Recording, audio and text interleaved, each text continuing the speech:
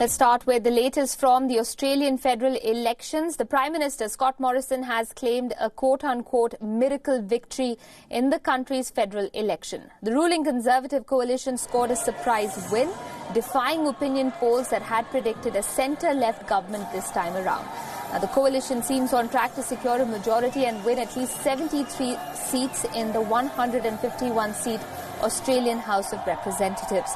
The opposition Labour Party is set to win at least 65 seats, where parties need a majority to form a government. The Conservative leader spoke to his supporters after the election win. This will be his coalition's third term in power. I have always believed in miracles.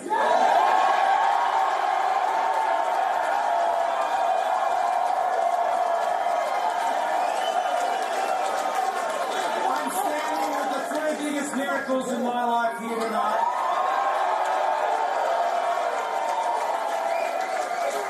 And tonight we've been delivered another one.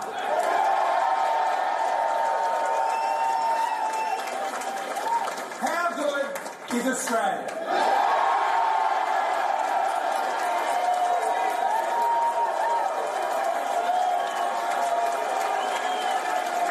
And how good are Australians?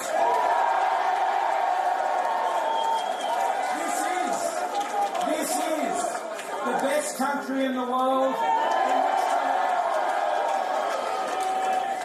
Meanwhile, Australia's opposition leader Bill Shorten has conceded defeat in the general election. In fact, he's also stepped down as the Labour Party's chief. The incumbent Morrison was facing a close contest with the opposition leader Bill Shorten, who had led the party for about 6 years. In his election campaign, he had emphasized on climate change policies and the cost of living and health.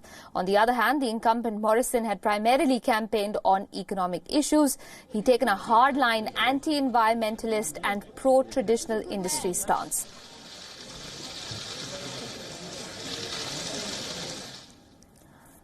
We'll keep track of that story for you, but on to other news now. The United States has reiterated its support for Sri Lanka in its fight against terrorism. The U.S. Secretary of State Mike Pompeo met with Sri Lanka's Foreign Affairs Minister Tilak Marapana on Friday. The two countries held a third U.S.-Sri Lanka partnership dialogue in Washington, D.C. Now, during their meeting, the U.S. reiterated that it stands with Sri Lanka against terrorism and supports its counter-terror efforts following the Easter Sunday massacre. Sri Lanka, meanwhile, expressed appreciation of the support it's received from the United States, saying, and I quote, "The two sides discussed possible areas of future assistance as well. The terrorists who struck Sri Lanka on Easter appear to have drawn inspiration from ISIS." In this context, Sri Lanka was briefed about the global coalition to defeat ISIS. The United States offered to continue to expand counter-terrorism and maritime and border security cooperation with Sri Lanka, end quote. According to a joint statement, the two governments also welcomed the approval of a $480 million compact by the Millennium Challenge Corporation Board. The MCC helps curb global poverty, promotes economic growth, and helps strengthen institutions. The signature of the compact is now pending congressional approval in the U.S.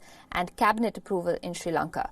The deadly terror attacks in the island country killed more than 250 and injured more than 500 people.